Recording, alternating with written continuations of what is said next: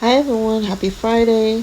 I've started a new series called Bling Fridays where I bring a jewelry tutorial every Friday. If you haven't seen the previous one, I will link it below. So today we're going to make this really simple necklace with this Buddha charm.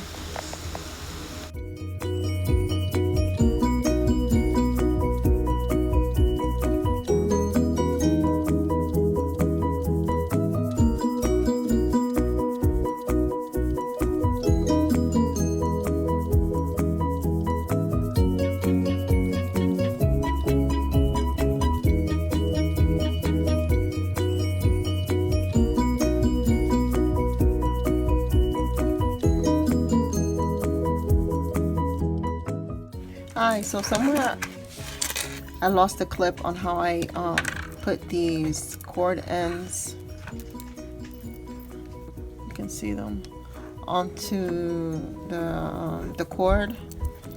So I'm not actually gonna do it, but I'm just gonna show you how I did it. These are what I used, and I used some cement glue. I added some glue into it, and then I added the cord,